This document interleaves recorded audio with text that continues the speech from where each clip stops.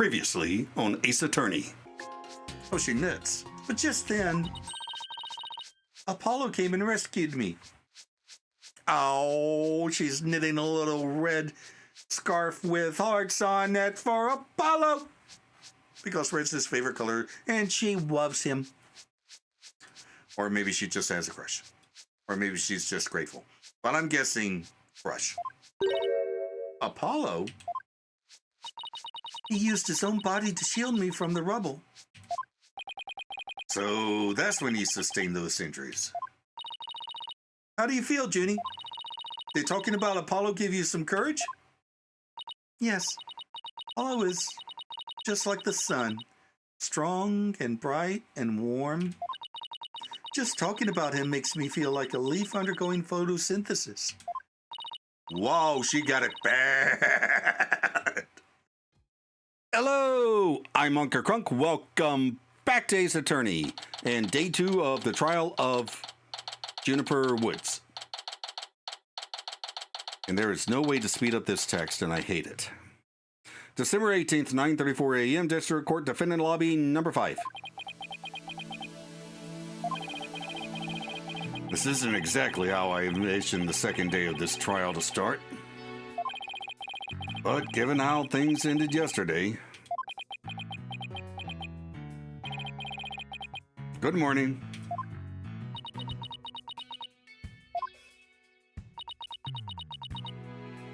Not much to say, huh? Mood sure is tense. Not that that's any surprise.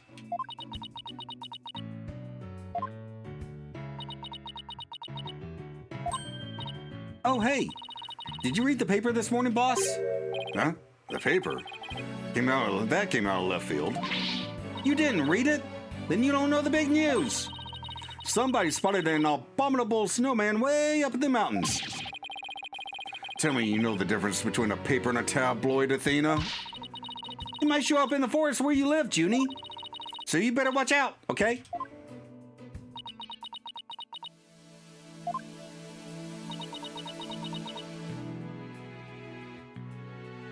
Excuse me? You really should read the story for yourself. I couldn't even begin to do it justice. Justice? Huh? Oh, poor Apollo. And it's all my fault. Athena!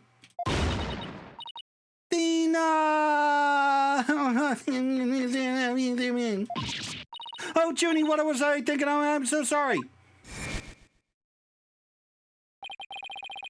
What we found yesterday was not Apollo's dead body, thank goodness. He'd been assaulted by someone with a blow to his head and was lying unconscious. We rushed him to the hospital right away, and it looks like he's going to pull through. But it was still quite a shock to stumble onto a scene like that. Is Miss Woods all right, Athena? Well, I managed to get her to stop crying. Now she's resting on that sofa over there. I guess she really feels responsible for what happened to Apollo. Poor Junie. She believes that the reason Apollo was attacked is because he was helping her look for something in that courtroom. Oh? I guess I can see why she'd think that. By the way, how are you doing? Oh, me? Yeah, you. I know you're concerned about Ms. Woods, but are you all right? Me? I'm doing just fine, boss. I mean, yeah, it was a huge shock, but I'm all right. People who have studied analytical psychology are great at times like these. After all, they've learned how to control their own emotions too. Somehow, I don't think it's as easy as she makes it sound. But there's no denying she's a real trooper. Apollo doesn't remember a thing, does he? Yeah, he can't recall anything from the time right before he was assaulted.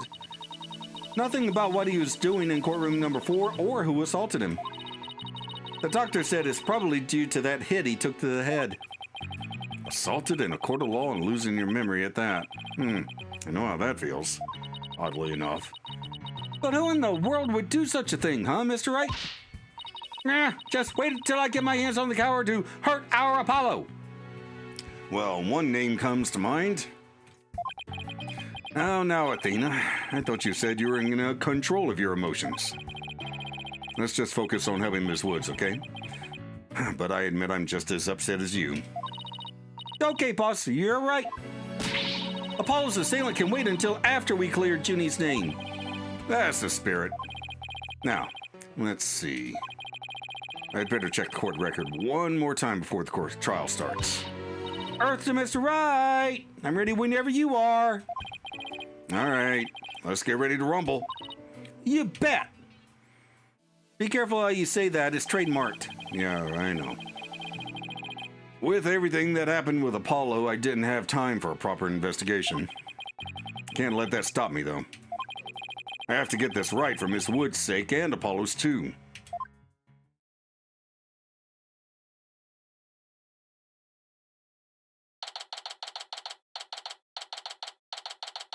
December 18th, 9:50 a.m. District Court, courtroom number 5.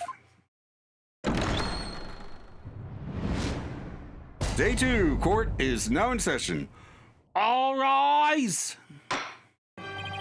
Court will now reconvene for the trial of Juniper Woods. The prosecution is ready, Your Honor. The defense is also ready, Your Honor.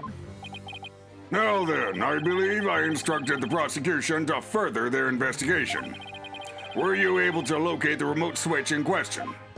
I'm afraid the remote switch is still missing, Your Honor. I must say I'm disappointed, Mr. Payne.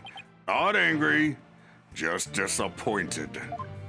I apologize, Your Honor. Looks like the prosecution's just as unprepared as I am. There is a separate matter, however, that I would like to bring up during this trial. A separate matter, you say? What might that be? I assume you are aware that another incident occurred during yesterday's trial? I'm speaking, of course, of the assault on Mr. Justice in the ruins of courtroom number 4. Uh-oh. Why is he bringing that up? Yes, what a truly harrowing experience this must have been. Poor Mr. Justice. At the time of the attack, Mr. Justice was not alone. He was with the defendant, Ms. Juniper Woods. He isn't going where I think he's going with this, is he? The prosecution wishes to indict Miss Woods on the charge of Mr. Justice's assault.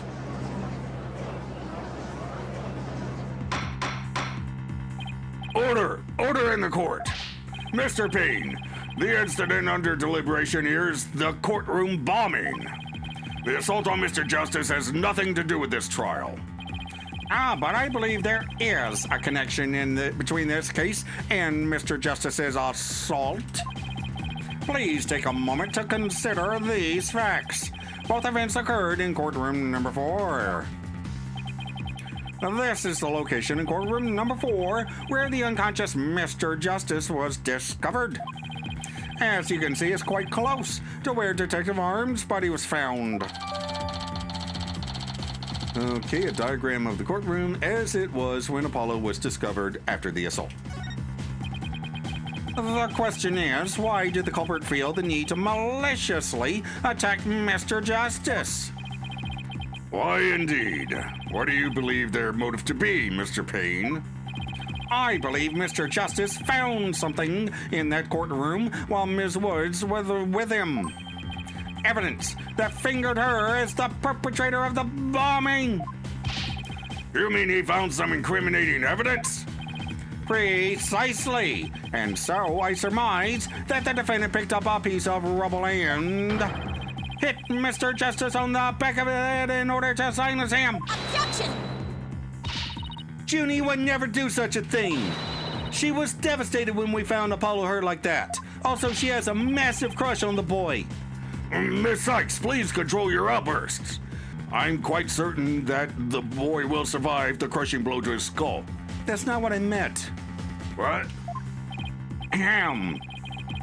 It is the prosecution's belief that by deliberating on Mr. Justice's assault, we will draw ever closer to the truth of the courtroom bombing itself. Very well. Ms. Woods is hereby officially indicted on the charge of assaulting Mr. Justice. What? Why are you listening to Mr. Toupee over there? Although, considering our conversation yesterday, I think Apollo might have figured something out. Wonder what it was. He told me I'm going to look for evidence to clear your name, Juniper. Maybe the two incidents really are related after all. I would like to start by hearing from the defendant herself. Very well. Bailiff, please bring Ms. Woods to the witness stand.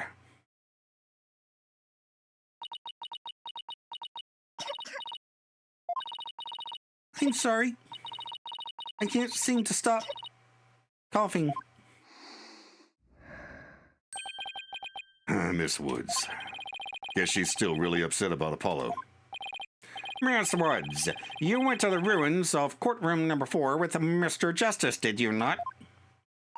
Yes, I did. Good, good. If you would, then please testify about what happened to the court. Witness testimony. Alone with Apollo. During the trial yesterday, I was overcome by a fit of coughing. Apollo stayed with me and we went to the courtroom ruins together. But then I was called back to this courtroom to give testimony. Apollo insisted on staying behind in courtroom number 4. I swear I didn't attack Apollo. Why would I ever hurt such a kind and attractive and kind person? You said kind twice there. So Mr. Justice stayed by your side while you were feeling unwell? What an admirable young man. I thought his loud voice was his only outstanding feature. He may look a little limp at times. Excuse me?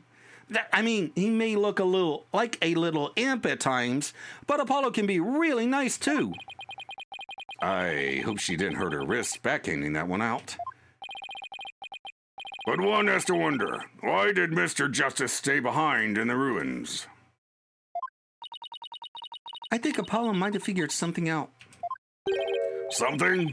What kind of something? Something to do with the courtroom bombing kind of something, I think. Oh, new evidence for the case, was it? Oh, that's a very big kind of something indeed. I believe so. He mentioned looking for some evidence when I was called away. Objection! Just as I thought, there is a connection between the two incidents. But the defendant has told a very big lie, Your Honor. What lie is that? When she learned Mr. Justice would be looking for evidence, she attacked him. She attacked him to give herself the chance to destroy that evidence. No, I never. Objection. Miss Woods repaid Mr. Justice's kindness with violence. We found the proof of her foul deed there in the courtroom ruins. That was not there. What on earth? Do you see it? There in front of Mr. Justice's right hand. Witness the message he left us. It's written in blood. W-O-O-D-S. That spells moon. Was that a reference to The Stand, Your Honor? Oh, sorry. Why, is it That's right, Your Honor. It says Woods in capital letters. What? I submit that Mr. Justice left us with the name of his attacker before he fainted. Yeah, no. No, that can't be true. Why would Apollo write my name? Mr. Wright, the nerve of him leaving that message. Why would he do this? Hey, don't take it out on me. I don't understand any more than you do. When we discovered Apollo yesterday... Apollo! No. Ah! We didn't even have a chance to rush over to him. As soon as security heard Athena's scream, they ran in and cordoned off the area. After that, they were there in courtroom number 4 with Apollo the whole time. We couldn't investigate anything ourselves and had to leave everything to the police. Still, never thought they would find some bloody writing there. Now then, please begin your cross-examination, Mr. Wright. Cross-examination, start! During the trial yesterday, I was overcome by a fit of coughing. Hold it! Do you always cough when you get nervous, Miss Woods? Yes. Mr. Wright, please do not make Ms. Woods nervous by pressing her so ruthlessly. That barely even qualified as a quasi-question. Let's help her relax with a little small talk before we dive into the cross-examination. You know, ask her about her hobbies and her crushes and stuff. Her crushes? Really? I don't know about this. Apollo stayed with me and we went to the courtroom ruins together. Hold it! Why exactly did you go to the courtroom ruins? We went to look for my medicine to stop my coughing. Your medicine? Why would your medicine be in courtroom number 4? I dropped it in the heat of the moment. Bumrap Riney, he was keeping my medicine safe from me. He has a little compartment that I can put things in, you see. And Phony Fanty has the same type of pocket. That's where the bomb was inserted. I had put my medicine for my coughing fits inside Bumrap Riney. When I told Apollo about it, he said he'd help me go look for him. There was so much rubble in there. I was worried, but there was no rubble or anything in front of the witness stand. So when we got inside, Apollo went straight there and started looking for my Riney in that area. It was so nice of him to do that for me in spite of all his injuries.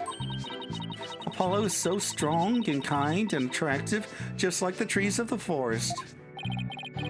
The way she makes him sound, you'd think Apollo was some kind of ancient god. Oh, wait. So that's why you went to the ruins. I see. That seems to be quite an important fact. Please add it to your testimony, Ms. Woods. Okie dokie.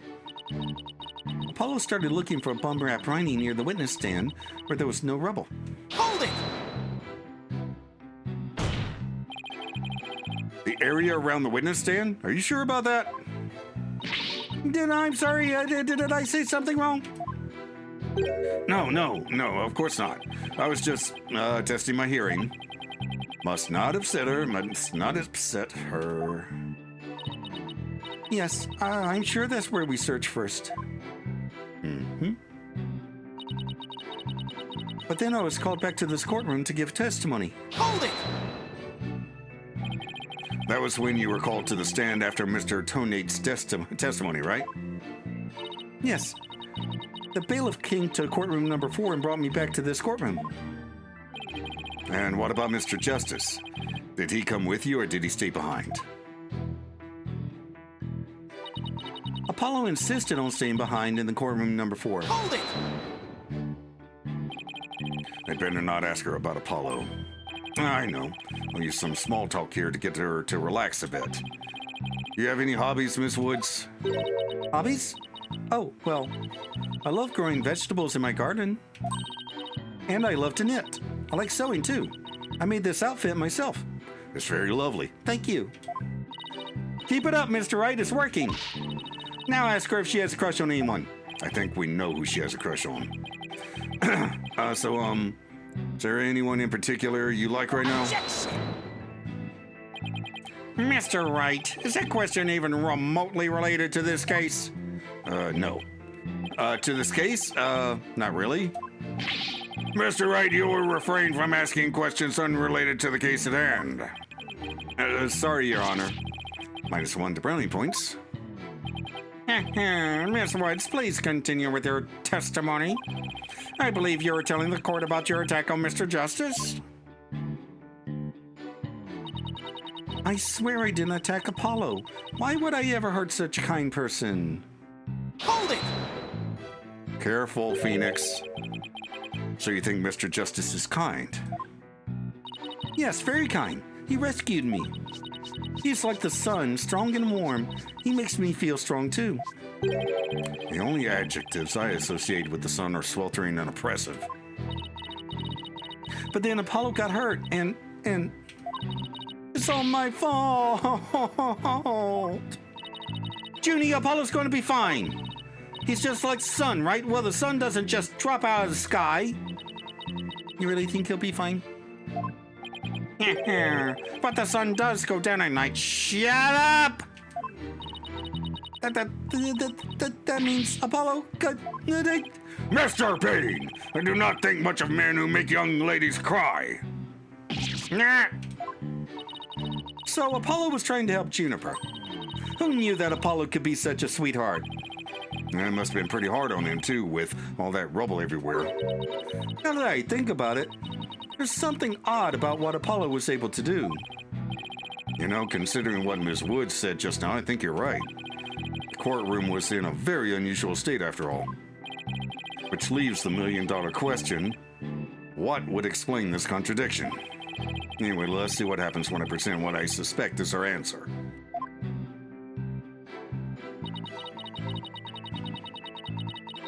All right.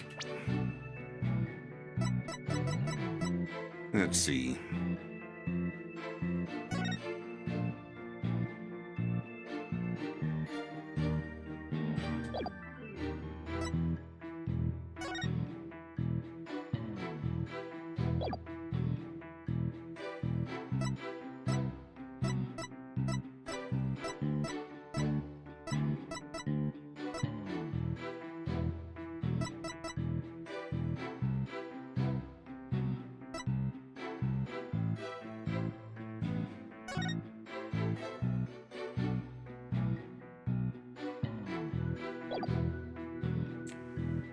That's not the witness stand, is it?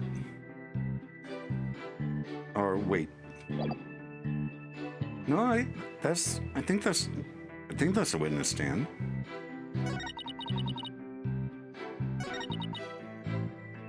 Yeah, that's the witness stand.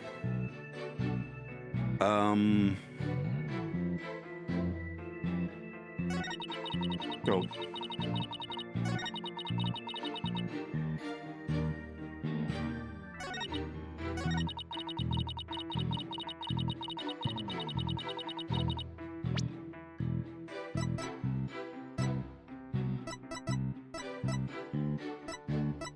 I don't have much. It's probably not this. I don't know. Objection! So he started his search with the witness stand, you say? That's right. I guess maybe he wanted to start from the furthest point in the room. He's being so brave and strong. Why did you cough at that? That's odd. Under the circumstances, he shouldn't have been capable of that. But he was, and he still is. He might not look it, but he really is brave and kind, too. No, that's not the part I'm finding fault with. Someone has a crush on Apollo. It's not me. What you are claiming is something that no one should have been able to do. Well, I should think that anyone can be brave and kind if they wanted to be, Mr. Wright. Except for maybe Mr. Payne. True, anyone can be brave and kind, except for maybe Mr. Payne. But if you would please take a look at this diagram. With the courtroom in this state, how was it possible to walk up to the witness stand? Oh. Okay, so what is that thing then? If that's not the witness stand. I see your point. The rubble blocks off access to the area around the witness stand. Does such a tiny inconsistency even matter? Perhaps the witness is simply misremembering it. Great. Now I'm not so sure it matters. A real man doesn't make mountains out of molehills, you know. Well, that's precisely what Mr. Wright does best. I call slander, Your Honor. So, was it really impossible to approach the witness stand?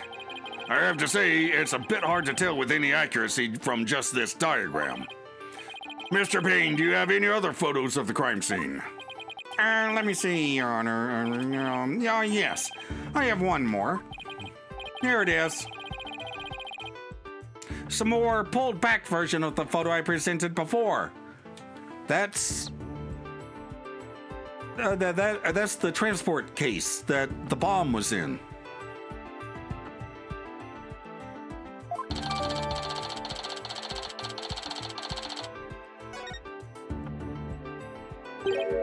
Huh? What's that Unca metal on wheels? Mr. Payne, is the metallic object in that photo Mr. Tonate's bomb transport case? No, that's right. Is there some problem? Oh, yes, that transport case was there in courtroom number 4 when the bomb went off. Must have been there ever since. Oh, that's it. Ms. Woods, have you remembered something? Yes, I just realized. Its position. It's different from before. Its position? The position of what? The position of that big metal thingy. The bomb transport case? Yes. When Apollo and I went there, it was in a different place. Where the case is in the photo was open space, so it was easy to search the stand. I see. So where was the transport case when you and Mr. Justice saw it? As I recall, I think it was more to the right. To the right? Then that means... in that case, the case was over there at the time of Apollo's attack. Who cares where the transport case was when? What difference does it make? It has nothing at all to do with what we were talking about. Objection! Where the transport case was has everything to do with this discussion. In fact, it's so important that it's enough to turn the prosecution's arguments on its ear. What? Well, that certainly sounds very relevant indeed. And you sound as though you know where the case was at the time of the attack. Yes, Your Honor. This diagram represents the crime scene as shown in the photo. And this is where the transport case was at the time of the assault on Mr. Justice. All right, I have this. The bomb transport case was here at the time of Apollo's attack. Right over the name Woods. Take that! Your Honor, I assert that this is where the transport case was at the time of the assault. But that's... inconceivable! Miss Woods, was this where the transport case was when you saw it? Yes, that's where it was. Thank you, Ms. Woods. I'm sure the court has noted an interesting fact about this position. The transport case covers up the writing in blood. Exactly. If the transport case was in that position at the time of the assault, then no message could have been written there because the case was in the way. Which leads us to conclude that Mr. Justice couldn't have left that bloody writing. Objection! Why should we believe the defendant's claim that the case was in a different position? She's obviously lying. Objection! The fact that the case was moved after the assault on Mr. Justice is proved by more than Ms. Wood's testimony alone. What? And where's that proof you're talking about? It's right here in the crime photo. I'm keen to see this proof myself, Mr. Wright. What in this photo indicates that the transport case was moved after the assault?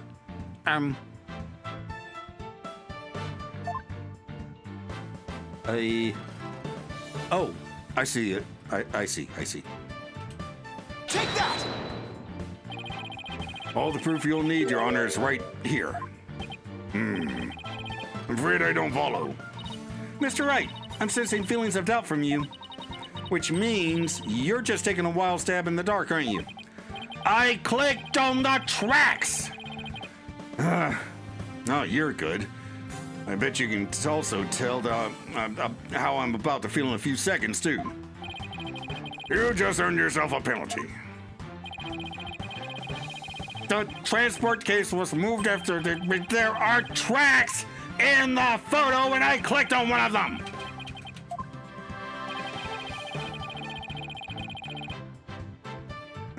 All right, that.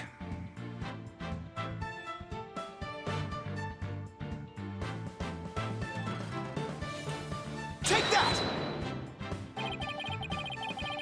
Please take a look at the mark that runs over Mr. Justice's bandages here. I see it, but what is it?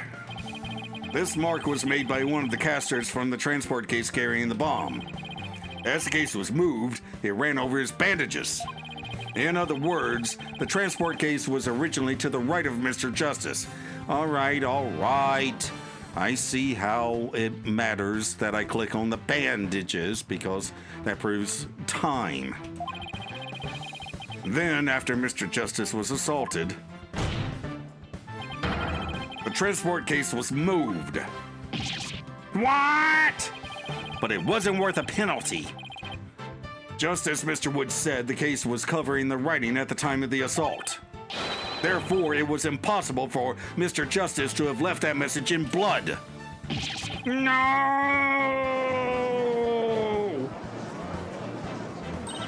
You did it, boss. It was a real nail biter, but you pulled it off. Yeah, that should bring down the prosecution's claim like a house of cards. Order! Order in the court! Mr. Wright, that was a very clever deduction. It was nothing, Your Honor. Nothing but pure genius. Take that! Boss, I'm sensing a definite smug and braggy vibe coming off of you. I have just one question, Mr. Wright. Yes, Your Honor. If Mr. Justice didn't leave this message in blood, then who did? Huh? What? It doesn't matter. It wasn't her. Ow. Well, looks like I should have taken that train of thought through to the last station. Well, I've heard a lot about this. So this is Mr. Wright's famous bluffing technique, is it? This feeling brings back memories of the old days. Back when you carved out a name for yourself by bluffing your way through thick and thin. Gee, Mr. Wright, the judge kind of makes you sound no better than a two-bit con man.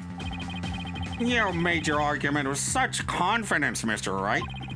Now I'd like to hear your answer with just as much confidence. Hey, until the judge asked the question, you didn't catch on either, Buster. What now, boss? I hope you didn't bluff your way into a corner. Think, Phoenix, think. There must be a way through this. I have to dig my way to the truth somehow. Who could have written that message in blood? Someone else. Wait. The culprit, the actual culprit.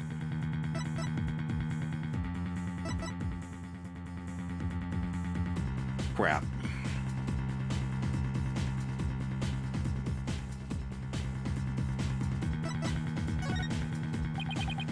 Apollo didn't leave that bloody writing. Maybe it was Apollo's attacker who wrote it and made it look like Apollo did it? That seems like the most reasonable explanation. But wait a minute. I just realized something, boss. What is it? Look at the amount of blood in the photo. Doesn't look like Apollo bled very much. I wonder if it's even possible to write out Woods with just this much. Hey, you're right. Good thing Apollo didn't lose that much blood. That might be a factor in why he survived the assault. And since there was so little blood, that pretty much rules out his attacker, huh? Guess so. But if it wasn't his attacker, then who else could have been? Who could have written that message in blood? If it wasn't Apollo who could have left the bloody message.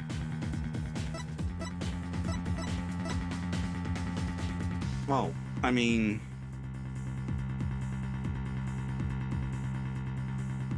Hang on.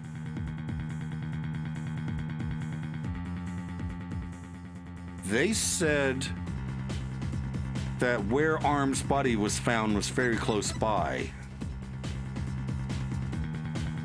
to where Apollo's body was found.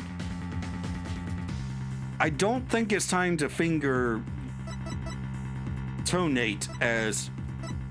Oh, Ted Tonate. Det Tonate. Okay, I got it. I don't think it's time to finger him as the culprit yet. Well, let's see what happens. Take that! To be honest, I don't actually have any real proof of this. But I've come this far, there's no turning back now. Besides Apollo, there was only one more person who shed blood at this crime scene. A person who shed blood? You mean? Oh, but I do. I believe it was Candace Arm who left behind this message in blood. What? What? Detective Arm? Are you sure you know what you're doing here? Not really. Objection! What kind of ridiculous assertion is that? If you had said the attacker left the message to throw people off, it might have made sense. First glance, that would seem to be the most reasonable explanation. However, Apollo didn't shed enough blood to write such an extensive message. Uh-oh. Oh, I see. Even the photo makes it clear there wasn't enough blood to write all those letters. And Mr. Justice did survive. I suppose he didn't bleed very extensively in that case. But why would Detective Arm write the defendant's name? There's no connection between the two whatsoever. And I didn't even know who the lady was who was killed. I admit the investigation didn't turn up any connection between the victim and the defendant. And they had never even met each other.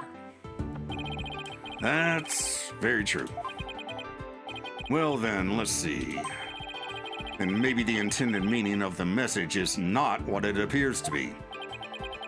The intended meaning? Not what it appears to be? Hang on.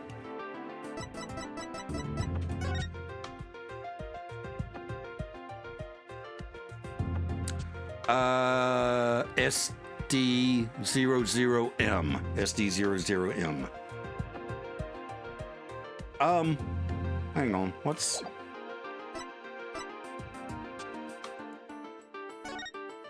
No. No.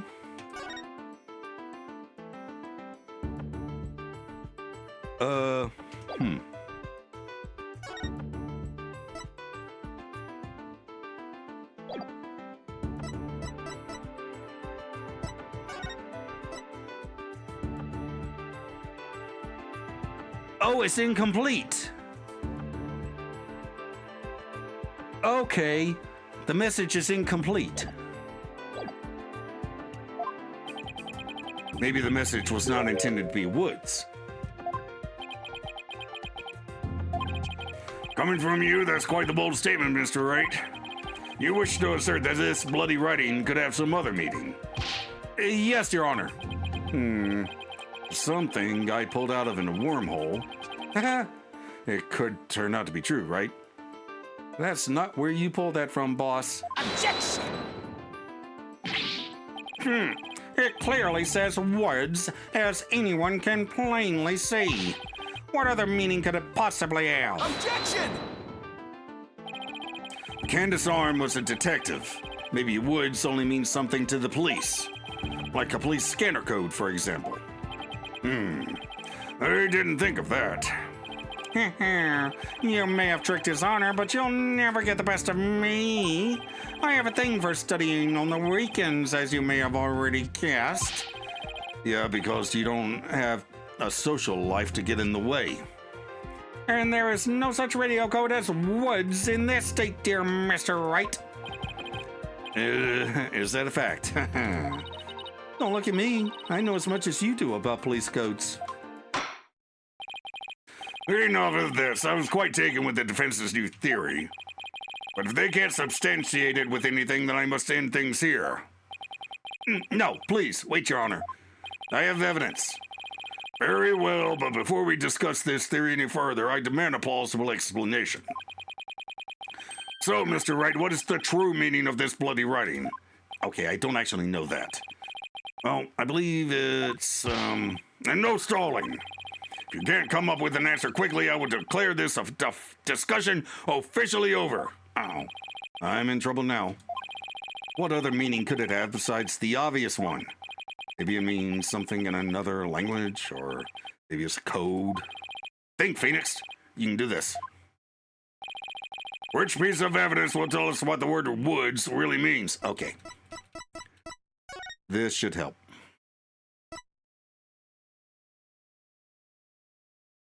Oh. Take that!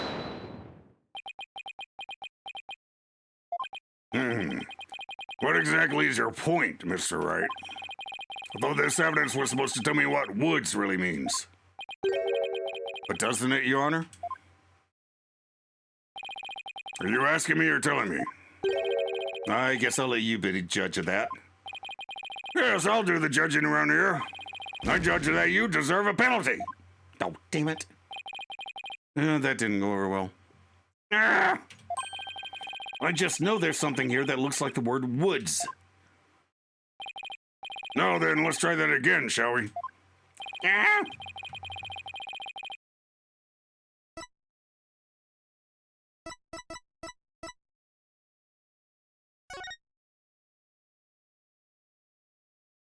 Uh.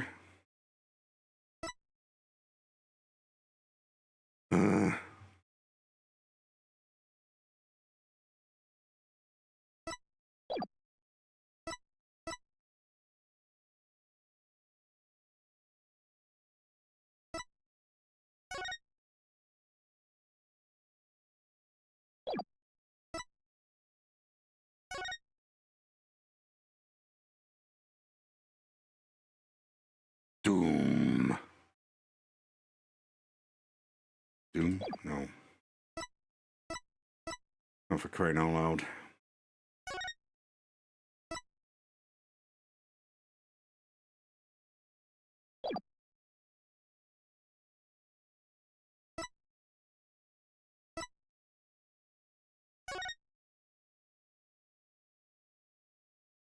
Hmm.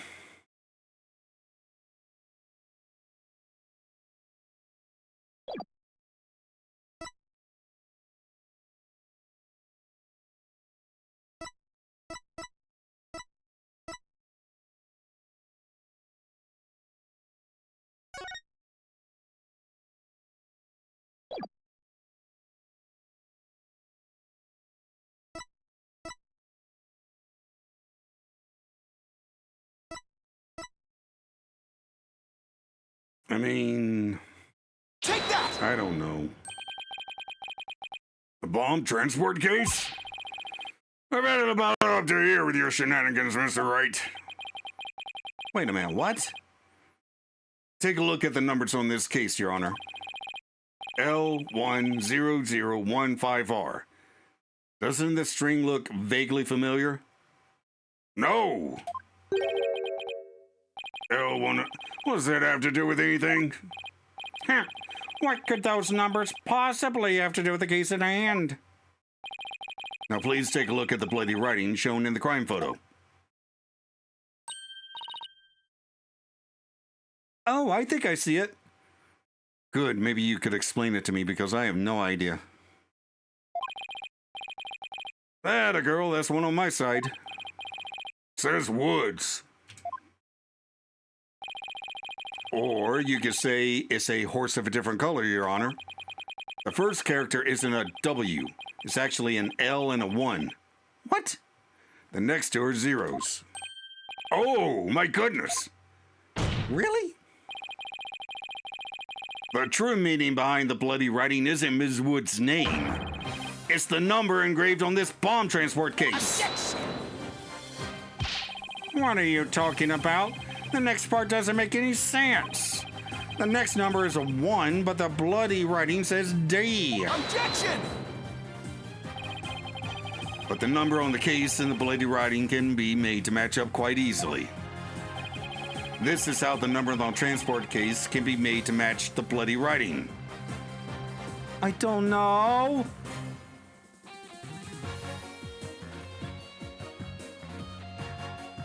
I don't remember the... Erase one line. All you have to do is erase one line from the writing. Erase one line from where? Anywhere you like. Anywhere I'd like. All right. I'll erase one of the O's. What? What is that supposed to mean? Your state of mind. I believe it stands for wise, optimistic, dauntless, and serene. Boss, what in the world? This is no time for a psychology test. All right, I gotta look at the frickin' chord record.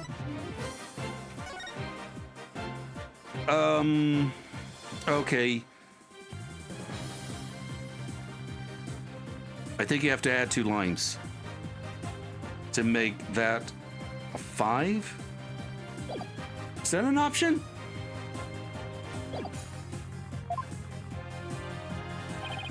I can't say my state of mind is exactly serene right now, Mr. Wright. Yeah.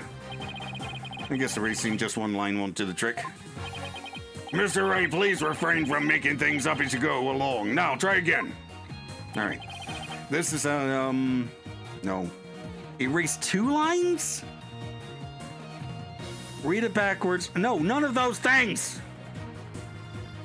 Oh, I can look at the chord record. Okay.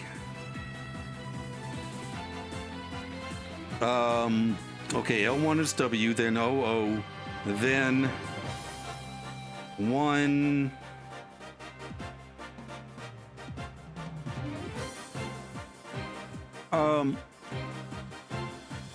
Okay, erase the D, I guess.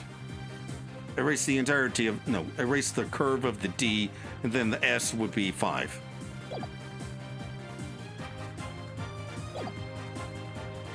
Or read it backwards. No, read it backwards. I propose we read it backwards. Let's see. Reading it from the back end, we get... Nope. Alright, seeing what does that mean? I believe there was someone connected to the case by the name of S-Do. Wasn't there, Your Honor? And who in the world is S-Do supposed to be, boss? I'm afraid there's no such person connected to the case. Yes, well, I guess I expect this much. Ah! If you knew, then why did you ask? Well, guess that was a big bust. Please try again. Or a process of elimination, I suppose.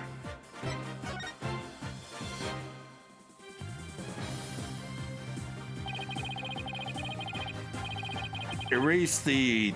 Alright, please erase the third downward stroke of the W. Oh. God damn it! I thought we were only talking about the D! And the curved part of the D.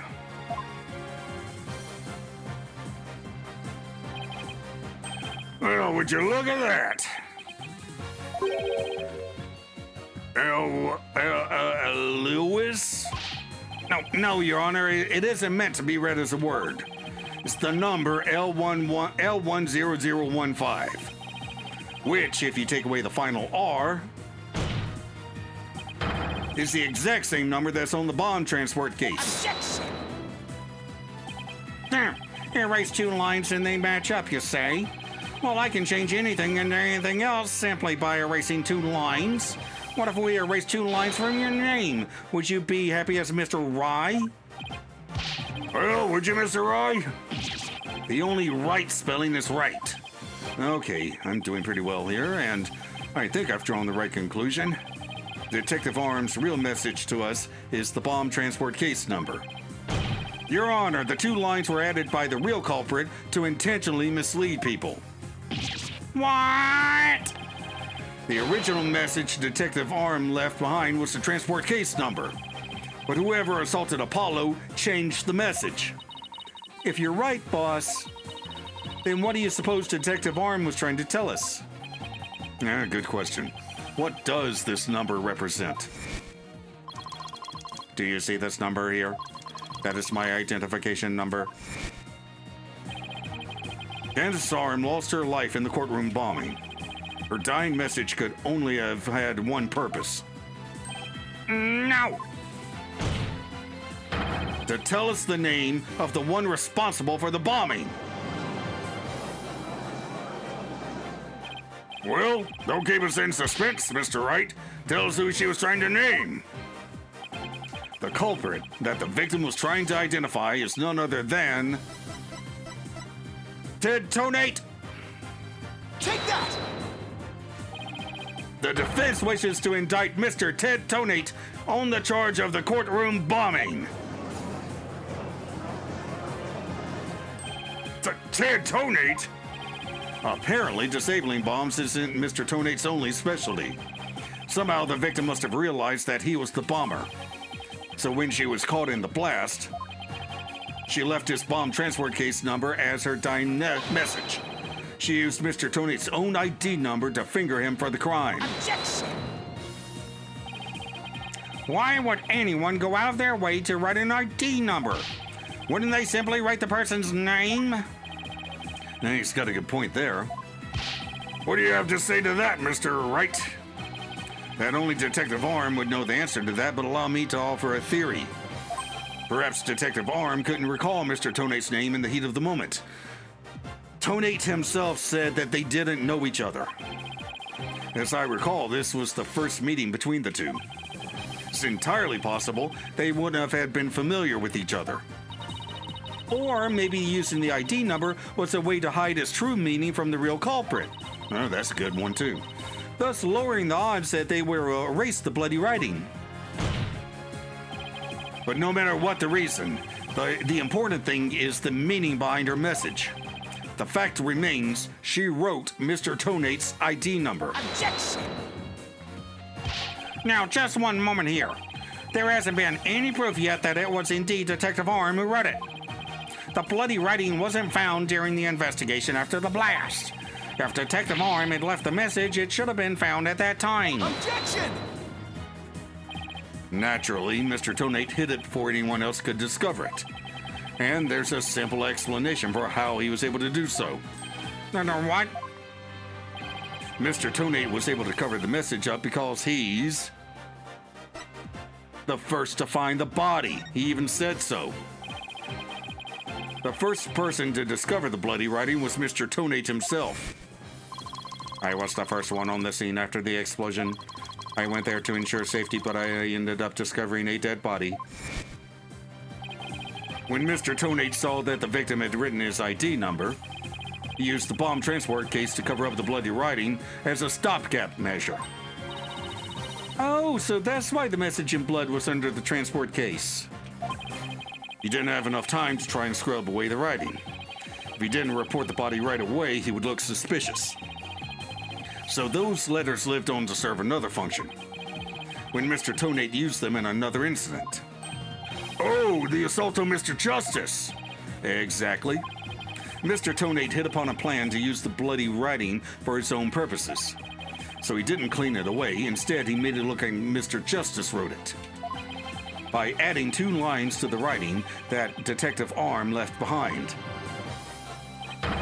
He changed the meaning of the message. He made it look like Mr. Justice was accusing Ms. Woods of the attack. So that means the only person who could have altered the bloody writing was the courtroom bomber, who was the same person that assaulted Mr. Justice. And that person is Ted Tonate.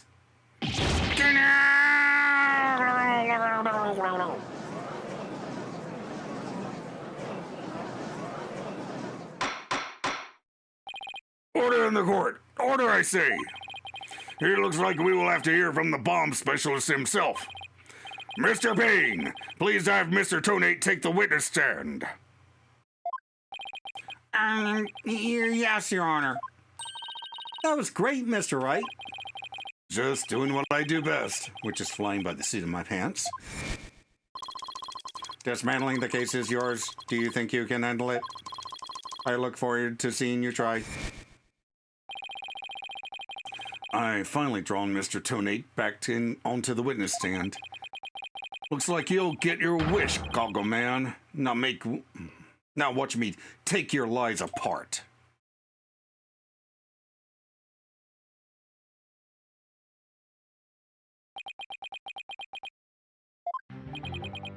Mr. Tonate, I'm afraid we have a few more questions for you.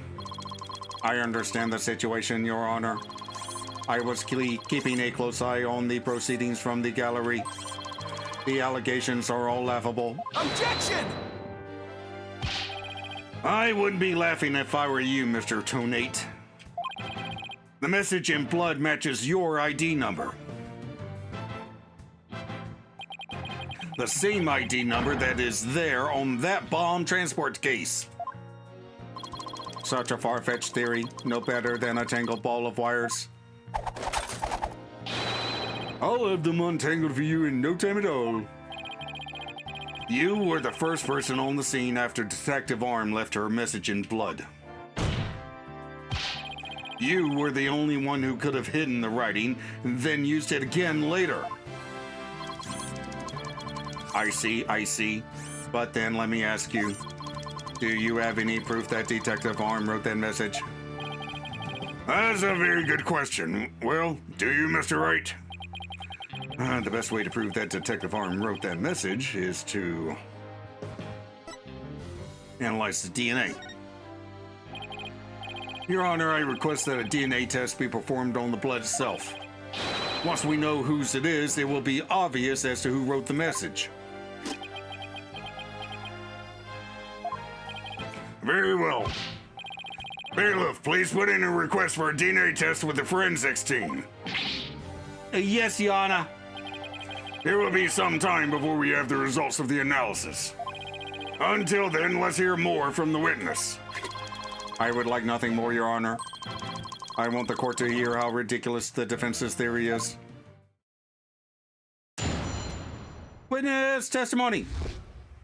After the explosion, I admit I was the first one on the scene after the explosion, but there was no bloody writing there at the time. Anyway, there is no way Detective Arm could have written it. She struck her head on rubble and died near the courtroom entrance. She was too far away from where the bloody message was found. So you're saying that the victim's body was nowhere near where the writing was? Precisely. It is as plain as day that she could not have written it. It's true that the body was discovered near the entrance to the courtroom. Please have a look at this crime scene photo.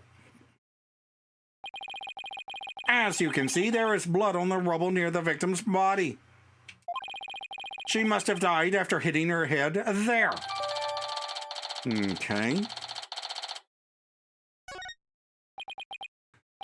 I see.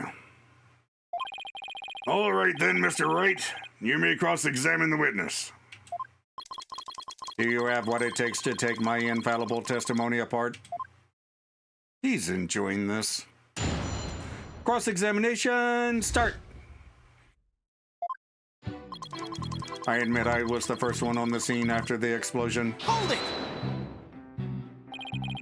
Why were you the first person on the scene? To secure the area. It is regulation for a bomb disposal specialist to enter first. In other words, you had the opportunity to alter the bloody writing then, didn't you? Well... Objection! Mr. Wright, please don't interrupt. Mr. Tonate is about to give testimony that will show just how wrong your reasoning is. Darn. I think he was just about to say something interesting, too. When I went in and saw the aftermath, well, it was quite the disaster. But there was no bloody writing there at the time. Hold it! You were able to tell this even with those goggles on. With these goggles, there is no way I could have missed something like that. I can see quite well with them. In fact, I can see every hair on your spiky head. Oh, you have a few grays, Mr. Wright.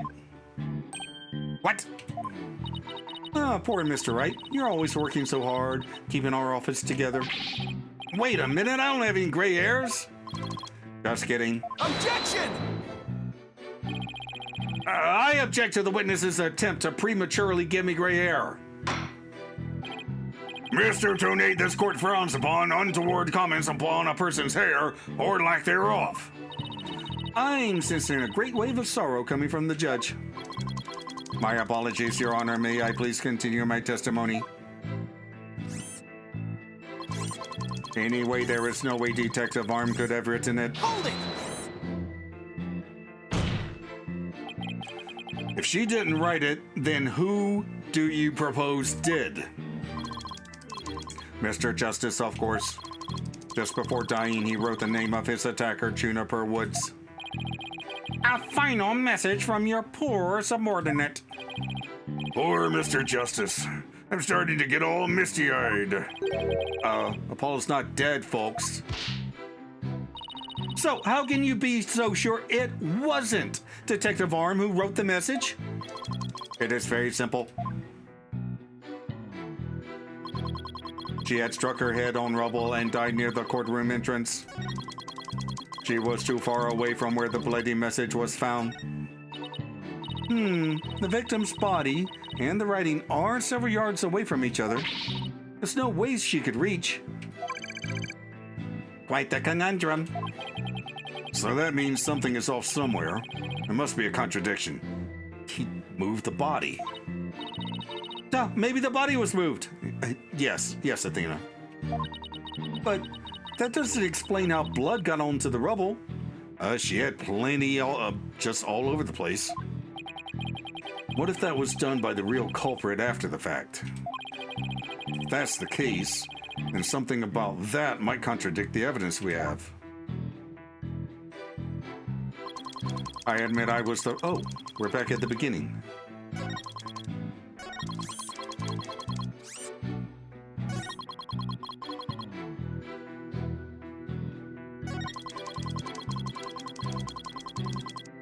All right, hang on. Oh, it actually says a flat object. That's a pokey object. All right. Objection! The witness... Oh, wait, what?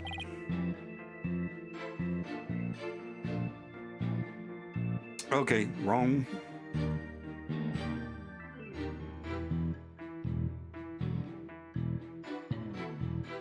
The witness's statement clearly contradicts this piece of evidence, Your Honor. Oh. This is it. The end. Well, at least I'll get all my hit points back.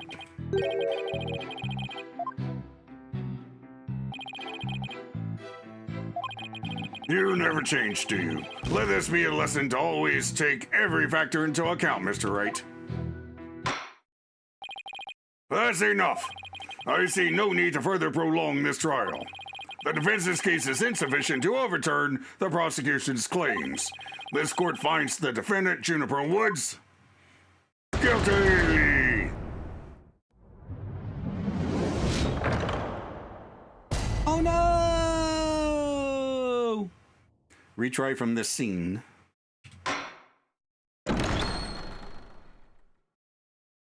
Actually, do I get my hit points back? It's been so long since I've had to do this. Oh, I do. Okay, cool.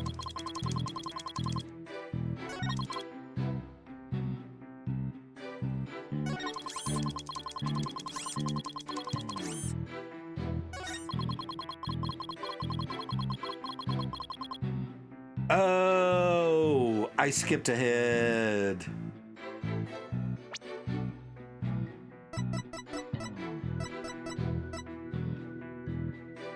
Objection! You are a terrible liar, Mr. Tonate. Take a look at this autopsy, specifically the part about Detective Arm's head injury. Cause of death, trauma to the back of the head caused by impact with a flat object. Yes, what about it? Now take a good look at the bloody piece of rubble. It's sharp and pointed, like my head.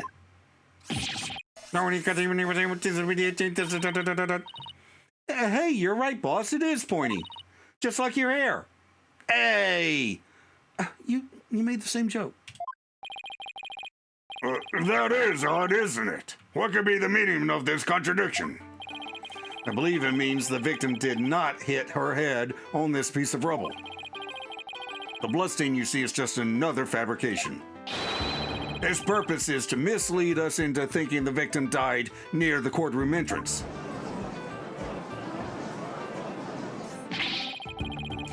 Are you claiming the culprit moved the victim's body? That's exactly what I'm claiming. The victim hit her head at some other location, most likely on the floor or some other flat surface. And this location was somewhere near where the bloody writing was found. In that case, she definitely could have written the message. Your Honor, I have the results of the bloodstain analysis. Very good timing. Let's take a look. According to this report, the message was written in Detective Arm's blood. And as the defense claims, only the parts of the message that were added afterwards were written in Mr. Justice's blood. It would appear that the defense's assertion is correct after all. Woohoo! Yes, you did it! You were right, boss. Now I have to drive it home. I'll have to take a good look at the bloody writing analysis later. Mr. Donate, it is now apparent that you have told several lies to this court. I hope you have some sort of explanation for yourself. Fine, I will confess. You will? But then why are you so calm? This time I will tell the truth. Hang on, I want to look at the analysis. Wait, okay. Oh, it's literally just what was said. Witness testimony. The truth. It is true that Detective Arm wrote my ID number. She very plainly wrote L10015R. I was shocked, but I did not detonate the bomb. A Detective Arm must have mistaken me for the real bomber. I'm not wanting to be accused. I moved the body and covered the writing. My bad. I see. So it is your assertion that you merely moved the body. Is that it? That is correct. I did not kill Detective Arm. Oh, well, if that's all you did, then... Wait a minute! That in and of itself is a criminal act. Glad to see you finally crossed that finish line, Your Honor. Very well, then, your cross-examination, please, Mr. Wright.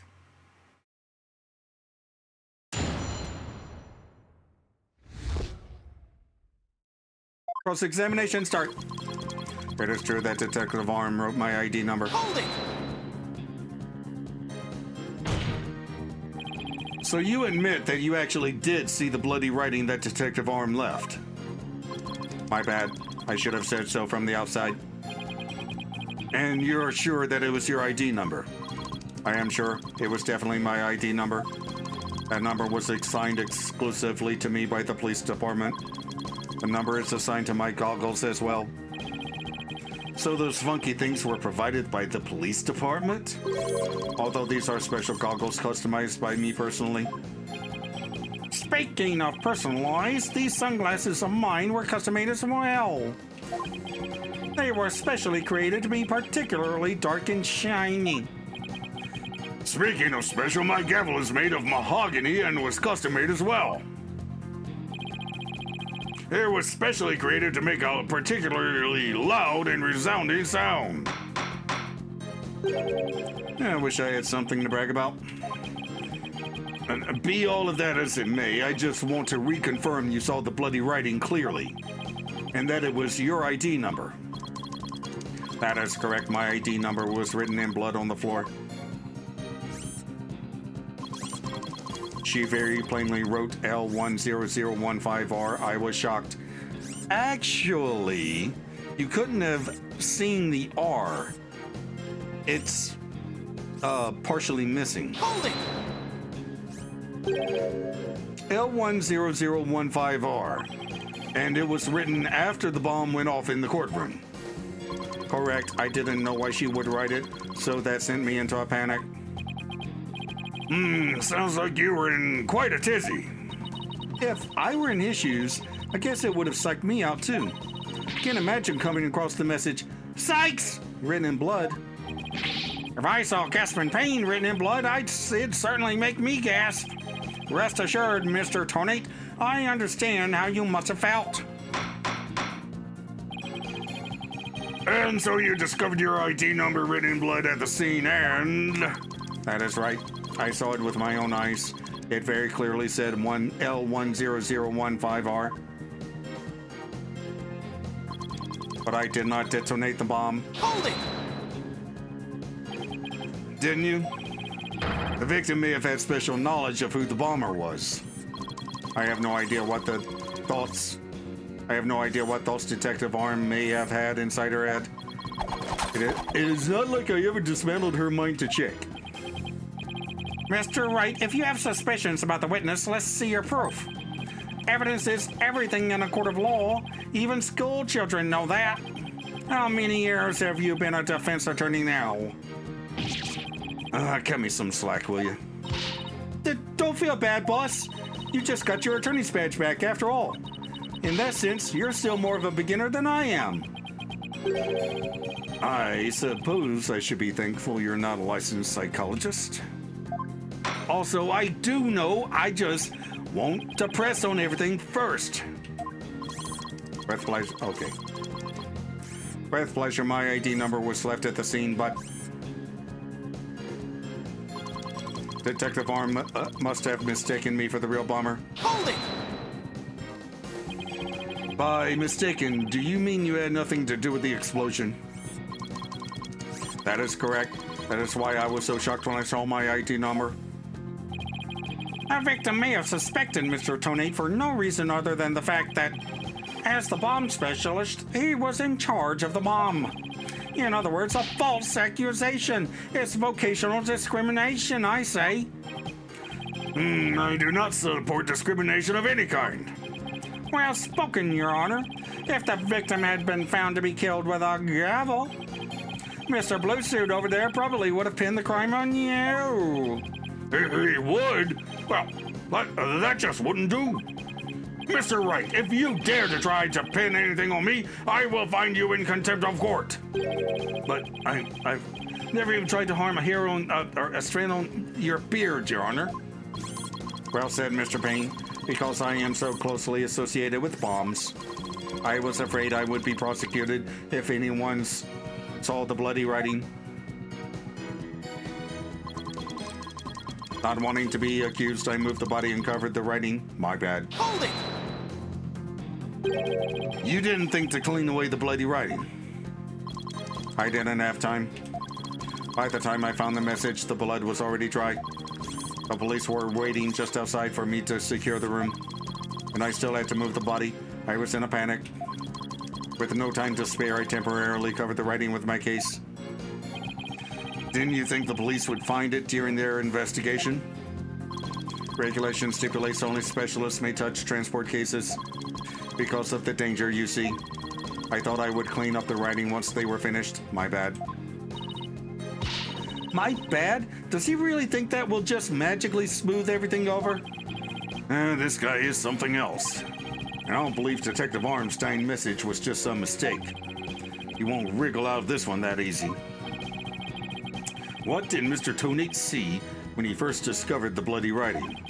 There has to be a contradiction hidden in his testimony somewhere. All right.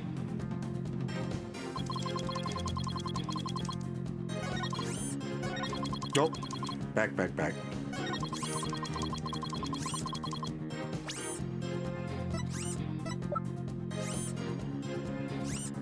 I mean... Objection! I just want to make doubly sure that L10015R is really what you saw written in blood. Yes, it very clearly said L10015R. But that's odd, because that's not what I see. Objection! What on earth are you babbling about now? Wasn't it you who claimed that the bloody writing was his ID number in the first place? Take a good look at the photo and the bloody writing analysis. Now tell me, does it really say L10015R? Oh, something's missing, isn't it? That something is the final R. What is the meaning of this, Mr. Tonate?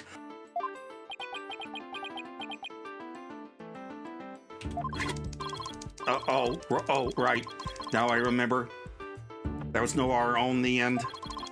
It was just a slip of the finger, my bad. Come back, my beautiful contradiction. Mr. Wright, I'm not so sure it was just a simple slip of the finger. You have something for me, Athena? I sense that he's extremely agitated, almost panicked. He does look pretty flustered. Well, Mr. Wright, it appears it was nothing more than a mere mistake. I don't know. Did he really just make a typo? What about that R? Did Mr. Tonate really see it? He actually saw it. Maybe Mr. Tonate really did see the R. But there's no R anywhere in the bloody writing. What's going on here? Oh!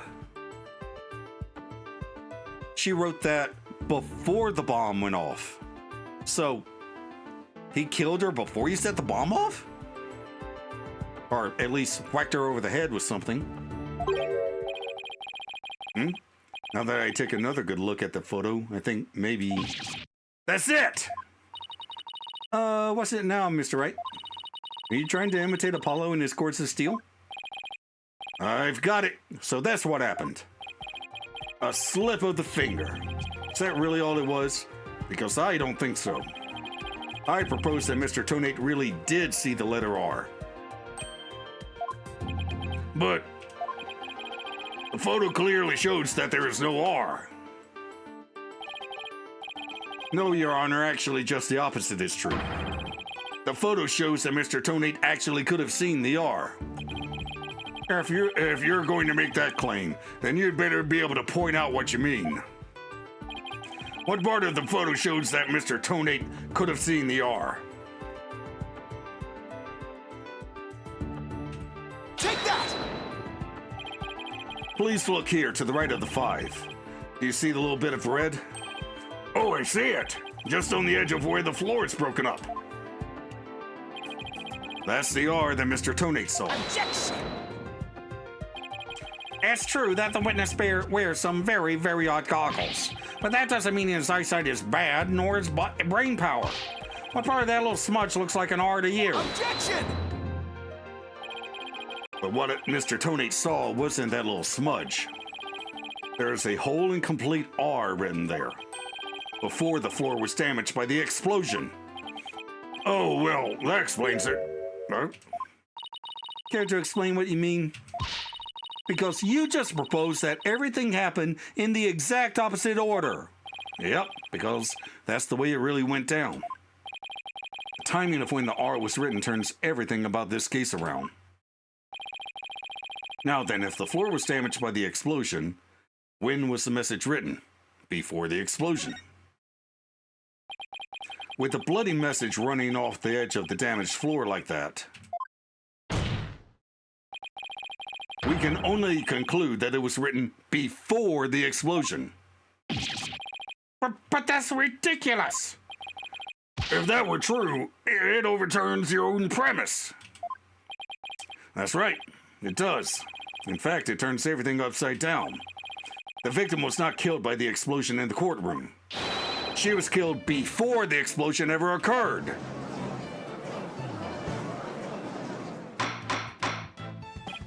Order in the court. What kind of preposterous claim is that? Have you forgotten that the victim's body was found at the scene of the explosion? Objection! True, but consider this scenario.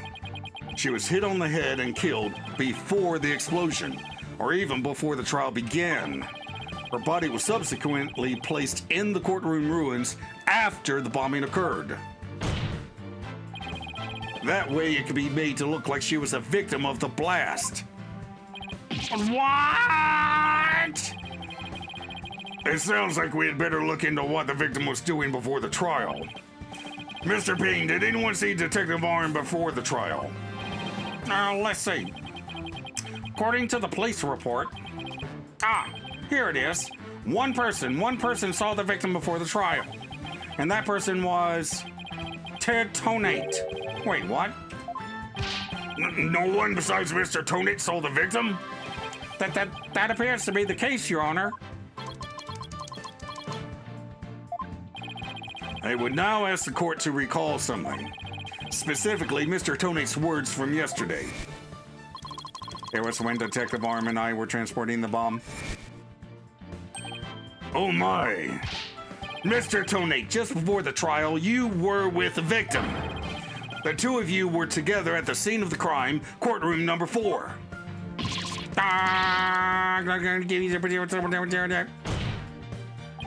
Your Honor, the defense requests new testimony from Mr. Tonate. We wish to hear what he has to say about his whereabouts just before the trial.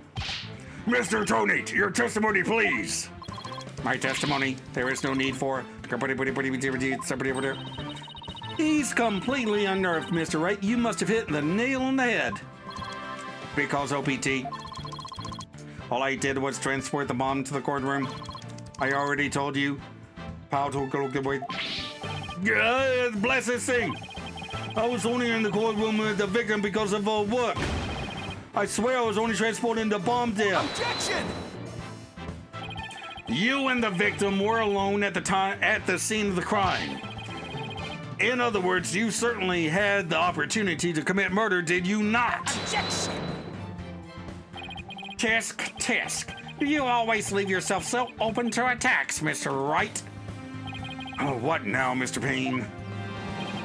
Yes, Mr. Tonate may have had the opportunity to kill Detective Arm, but an important piece of your assertion is missing. What important piece?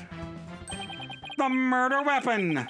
What you claim was used to kill the victim. Mr. Payne has a point. Even if Mr. Tonate had the chance, without a weapon, we can't accuse him of the crime. Well, Mr. Tonate? Oh, yeah, that's right. I didn't have any sort of thing that could have been used as a murder weapon on me. I couldn't possibly have killed Detective Arm. Did he really have nothing he could have used as a murder weapon? A big, heavy bomb. What is it, Athena? Just looking over the victim's autopsy report. I'm hoping there's something in there that can point us in the right direction. Well, it does say that she died from trauma to the back of the head with a flat object. Yeah, and to inflict that specific kind of injury, all you would need is a flat surface, right? A heavy, blunt object with a flat surface could definitely be our murder weapon. Well, Mr. Wright, can you indicate for the court what was used to kill Detective Arm? I believe I can. Believe being the key word here. You can? Then please do so now. What did Mr. Tonate have that could have been used as a murder weapon? Take that! Mr. Tonate, you say you didn't have anything that could have been used as a weapon. But in fact, you had the perfect thing. What? What in the devil are you talking about? You had this. That's the bomb.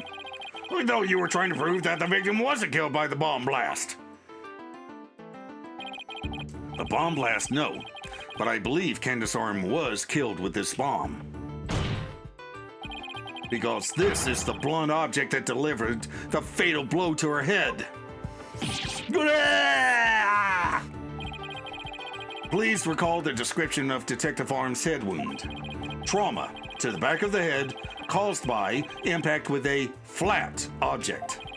We assume this injury was sustained when her head hit the floor. but a blow from any flat side of this bomb would produce the exact same wound pattern.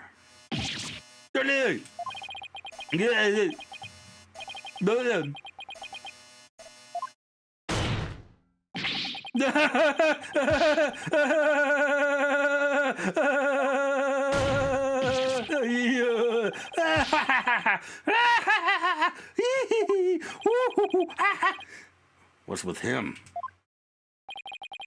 Then show me some proof. Where's the evidence that he hit the victim with a bomb? He's right. I don't have anything decisive.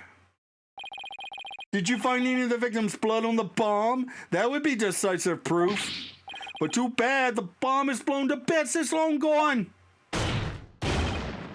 Boom! Game over. Yeah, baby. Mr. Wright, is there really nothing on the bomb in the photo? Oh.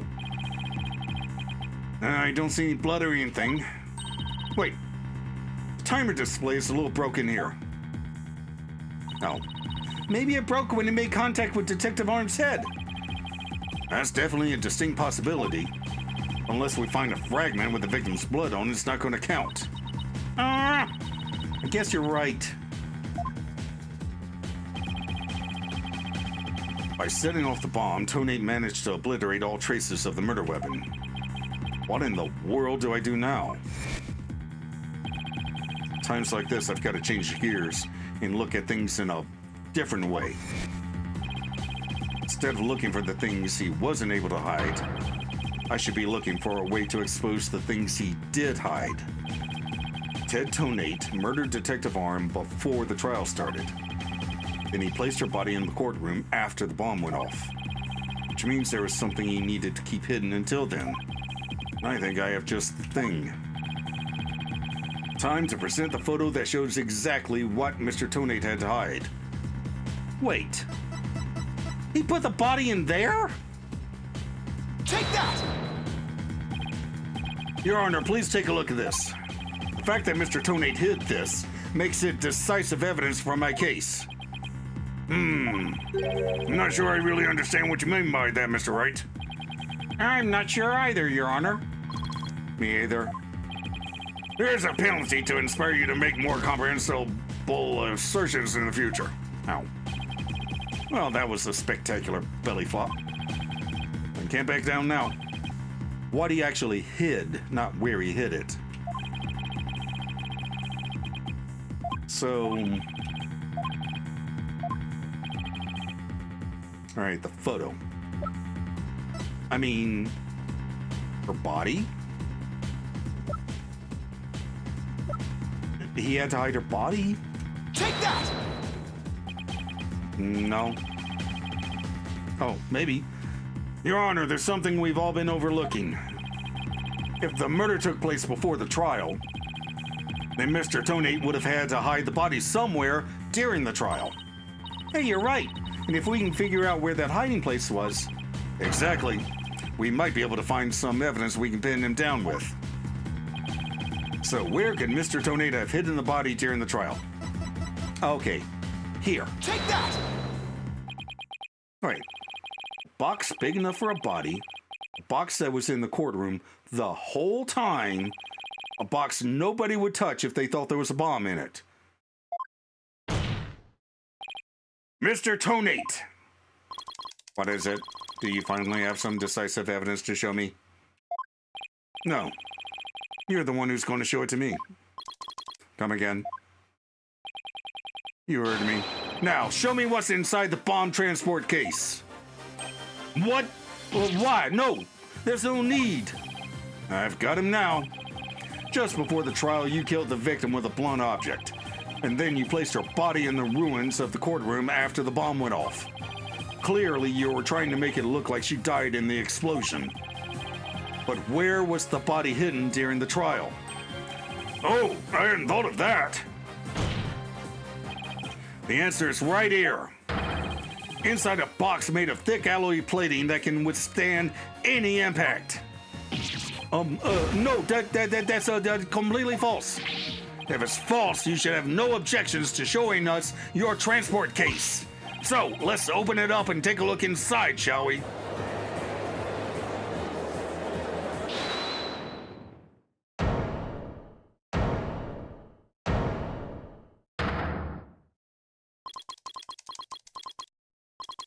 Let's not. Not if you value your life. What's he up to now? Remain calm and listen carefully. This bomb will detonate in 5 minutes. What? Huh? I repeat, this HH-3000 will detonate in 5 minutes. What's going on? Your Honor, I recommend you adjourn this trial before this bomb goes off. Mr. Tony, are you threatening me? I am the only one who can disable this bomb. If you do not want to die, your only option is to listen to me. But Mr. Tony, didn't you just say that's a training model I faked to practice on? I did, but I also lied. This is the real deal. This is the HH-3000.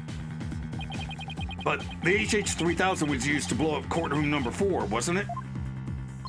How do you know it was the real HH-3000 that blew up courtroom number 4? Huh? The bomb that blew up the courtroom was a different one. One that I made. What? Then are we to take that as a confession on your part?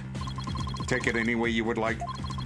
Just before the trial, I took the HH-3000 out of the stuffed animal and put my own bomb into it. That was the bomb that exploded and destroyed courtroom number 4. Mr. Tonate, please be reasonable. Do you really expect us to believe a crazy story like that? The HH-3000, it is so unique. I had never seen anything like it. It is so unique that I could not replicate the detonation mechanism. So, I just had to have it. Besides, did anyone look inside the stuffed animal during the trial? Did anyone check to see if it really was the HH-3000 in there? I must confess, no one opened the stuffed animal to check. So there really is a possibility that the bomb was switched out? No, not a possibility, a certainty. I did it. So he's had a real bomb with him this whole time? You had better get out of here while you can. You do not have much time.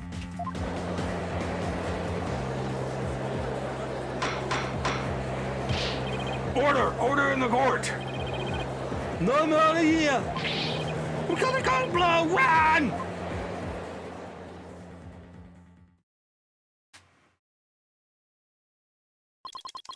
You four are still here? Well, aren't you brave? It just wouldn't do for the judge presiding over this court to run. That horrible explosion the other day. Judge looks like he's about to book it for the nearest exit any second. It's for Mr. Payne.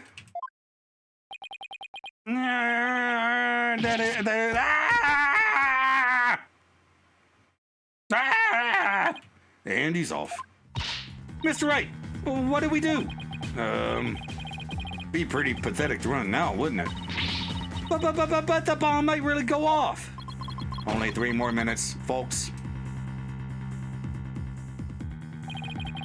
Is that bomb really the HH-3000? What should I do? Stand my ground. Can't run now. Well, it's been fun, but I will be going now. With my dear HH-3000 naturally. Oh, and by the way, I would advise against having me followed. Even with no remote switch, this bomb can still be triggered manually.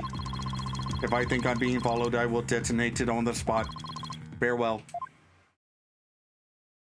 Hold it! You're not going anywhere, Ted Tonate. Oh. Your Honor, there's no reason to be afraid. That bomb is a fake. Are you sure, Mr. Wright? More of your famous bluffing. Well, he has taken it apart and put it back together multiple times during this trial. Even at the risk of your own life. Mr. Wright, none of your bluffing now, not at a time like this. Lives are on the line here. I'm not bluffing, and I have proof. You do? Yes, of course, Your Honor. It's right here in the photo of the bomb, clear as day. Proof that Mr. Tonate's bomb is not the real HH-3000. Really? Out with it then, immediately. Where's the proof that Mr. Tonate, what Mr. Tonate is holding, it's not the real HH-3000? Is it that? Yes, that. Take that! The display for the timer on the bomb in the photo is broken. Most likely it broke when Mr. Tonate used the bomb to attack Detective Arm. But the display on the bomb in front of us is not broken. Oh, you're right.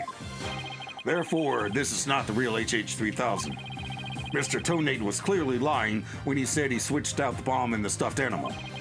The real HH-3000 blew up in courtroom number 4. This bomb is nothing more than a fake, a model used for training purposes. Fear not, Your Honor. I will examine the inside of the bomb transport case myself. Yes, please do that, Mr. Wright. No, stop!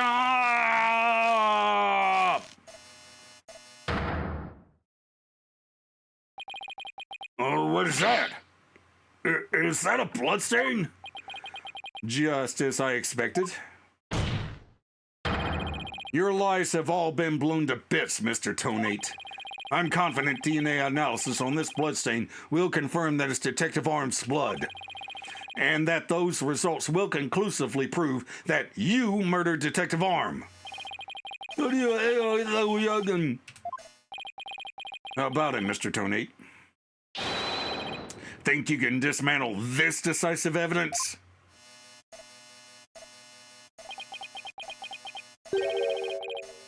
Dismantle it? You're too late. You missed your chance to run, so now you're out of time. This HH-3000 is about to explode. Don't try to threaten us, Mr. Tonate. I've already proved that your bomb is fake. It's real. This bomb is a real thing, I tell you. It's real.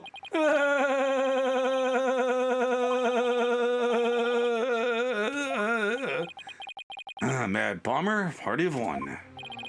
There's no time left. It's going to blow. I have to disarm it. I have to take it apart. I can dismantle anything. I can take apart evidence. I can take apart bombs. I can dismantle it all.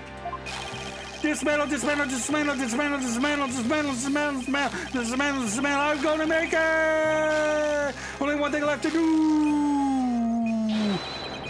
Stop. Good.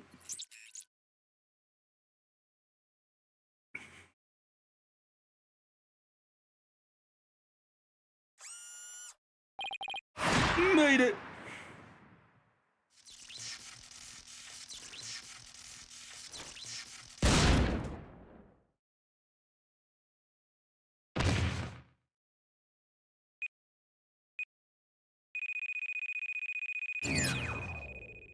Game over. Dismantle attempt failed.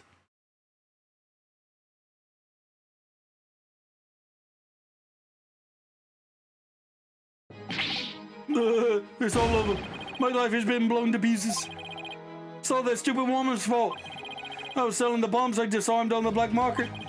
When I tried to take this one, she just had to notice, didn't she?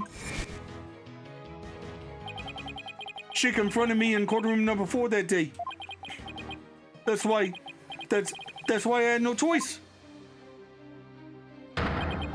Before I knew what I was doing, I hit her. It's all her fault. While I was looking for a place to hide a body, she left a message in her own blood. The trial was about to start, so I didn't have time to clean it up, and now all this. Thought for sure I could disguise her death with an explosion. Then that stupid defense attorney started sticking his nose into my business. After my testimony yesterday, I went to courtroom number 4 and I found that kid all up in my bomb transport case. That's when I snuck up behind him and bam! And when the idiot police arrested that little girl, I thought for sure I could pin it all on her. Why? Oh, why?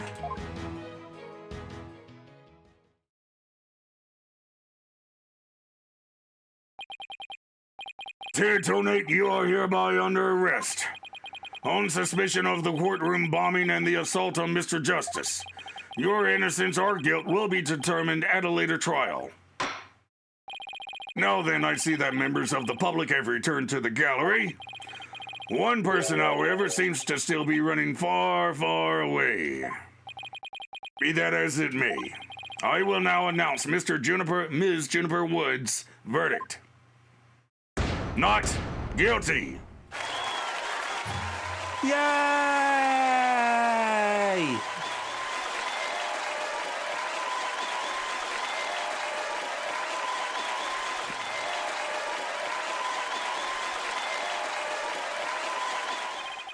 Court is adjourned.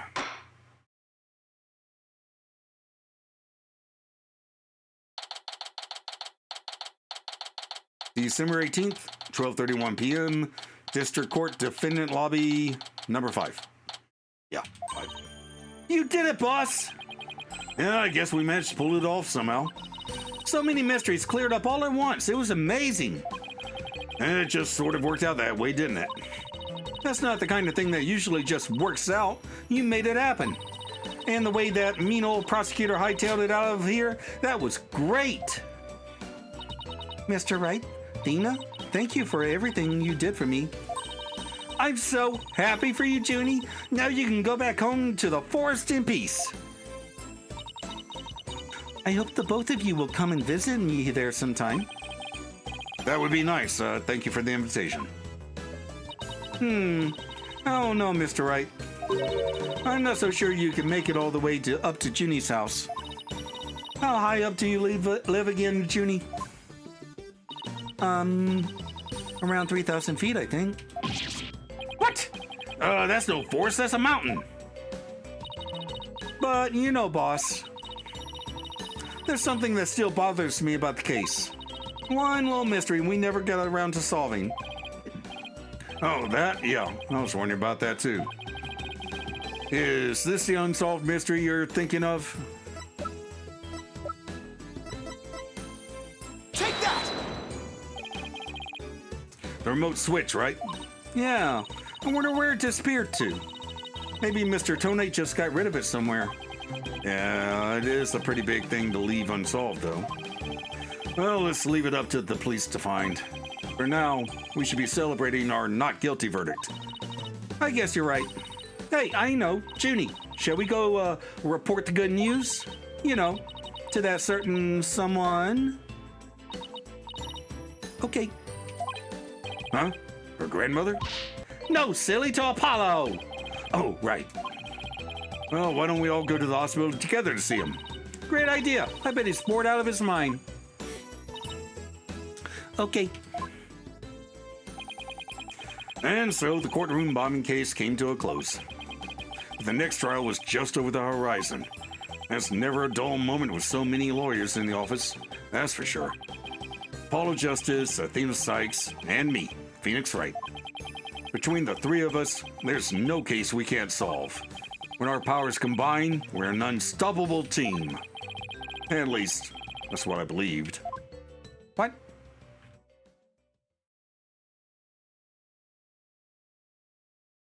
Was that it? No? But all of that changed with what Apollo said to us that day.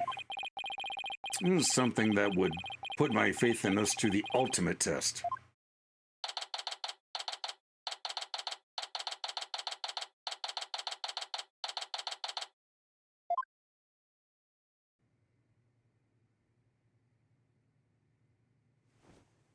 Sorry, but I'll be taking a leave of absence. Wait, what do you mean by a leave? Can you at least give me a reason why? I can only say that this is something I must settle on my own. Jesse!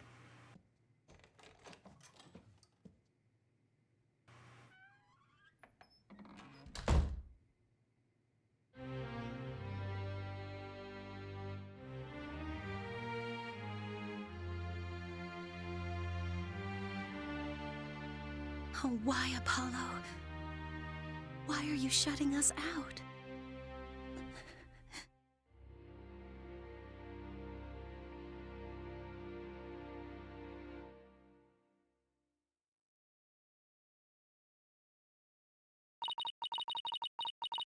What happened to you, Apollo? Ever since you put that jacket on, you've changed.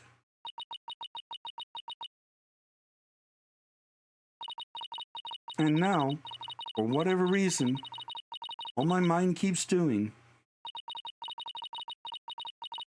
is returning to the day I first met you.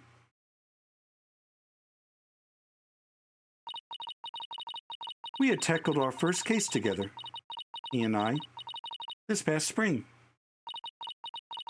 And as we did, I came to know who he is and how he thinks.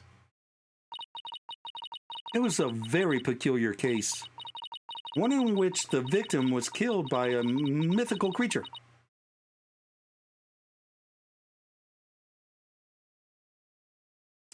Okay, so the next trial is going to be a flashback. And, okay, to the outro. Okay, so that was a fair bit longer than I'd like to put out, but I just couldn't stop. So something's up with Apollo, and most likely his only participation in this game will be a flashback and the final case. Well, like I said, this episode's already too long, so up here's a playlist of my Persona 3 portable playthrough, and down here's a video that YouTube recommends. Also, if you'd like to help support a fuzzy little creator and get videos a week early, we have channel memberships for that. Thanks for watching, and I'll see you in the next video. Bye!